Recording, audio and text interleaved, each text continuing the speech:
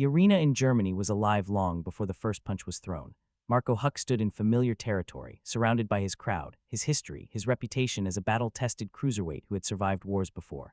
This was his ground, his rules, his moment to remind the division that experience still mattered. Across the ring stood Oleksandr Usyk, younger, undefeated, almost relaxed to the point of disrespect. He wasn't loud, he wasn't intense, he smiled.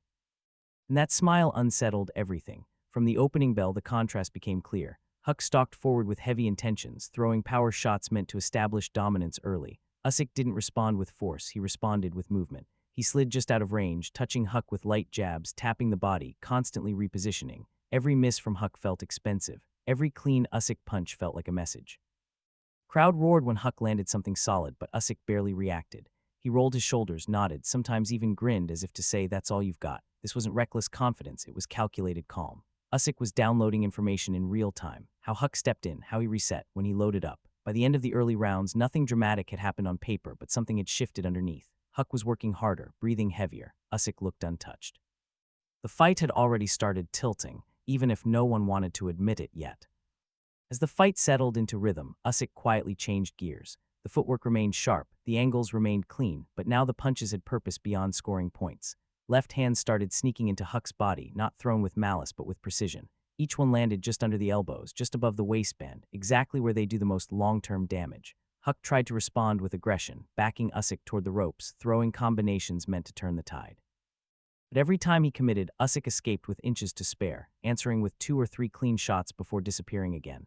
This was the danger of fighting Usyk. You never felt overwhelmed in the moment until the accumulation caught up with you. Huck's attacks grew more desperate. His punches came wider. His resets took longer. Between exchanges, Usyk stood tall, breathing calmly, eyes locked, already anticipating the next sequence. The crowd noise rose and fell, but inside the ring, the tempo belonged to one man. Huck had moments, strong right hands, brief flurries, but they never disrupted Usyk's control. They only confirmed something more troubling. Landing didn't stop him. And by the middle rounds, the difference between activity and effectiveness became impossible to ignore. Usyk wasn't winning violently, he was winning inevitably. Every step Huck took forward came with a cost, and Usyk was charging interest with every clean connection. By the middle of the fight, the physical battle began turning psychological. Huck was still throwing, still trying to assert himself, but his body language had changed. The confidence that defined his early approach faded into frustration. Usyk sensed it instantly. He began to show subtle dominance, stepping into punches, waving Huck forward, daring him to do more. This wasn't showboating for the crowd. It was a test. How much do you have left? Huck answered with effort, not answers. Every exchange ended the same way, Usyk landing cleaner, exiting smarter, controlling space like a chessboard. The German crowd urged Huck on, but encouragement couldn't fix timing, couldn't fix angles, couldn't fix fatigue. Usyk's punch variety became a problem. Straight lefts upstairs, hooks to the body, sneaky uppercuts through the guard. Huck covered up more often now, absorbing shots that didn't look devastating individually, but together formed a steady drain.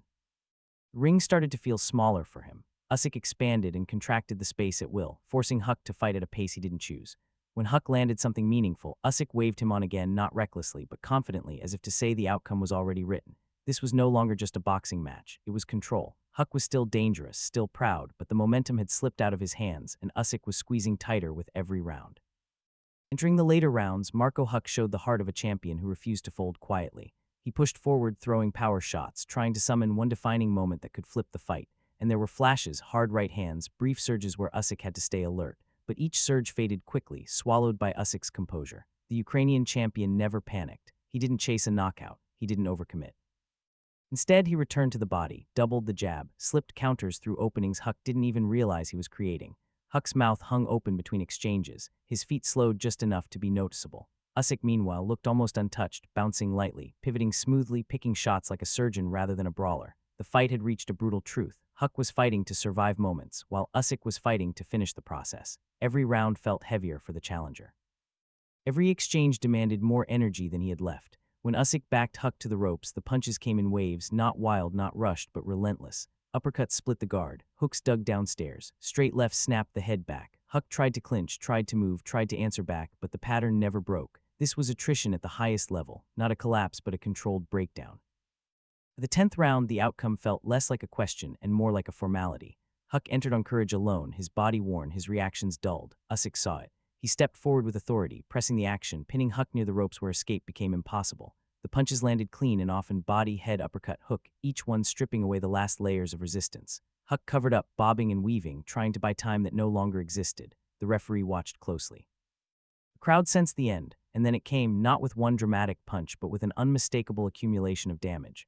Usyk unleashed a sustained assault, forcing the referee to step in and wave it off. No controversy, no debate, just inevitability fulfilled. Oleksandr Usyk stood victorious, having made a statement that went beyond a title defense. He didn't just beat Marco Huck. He outthought him, outpaced him, and outclassed him in every phase of the fight. This wasn't a highlight reel knockout. It was something colder, more complete, a masterclass in control, patience, and boxing intelligence. On enemy soil against a seasoned veteran, Usyk proved he wasn't just a champion, he was operating on a different level. And for anyone watching closely, it was clear, this was only the beginning.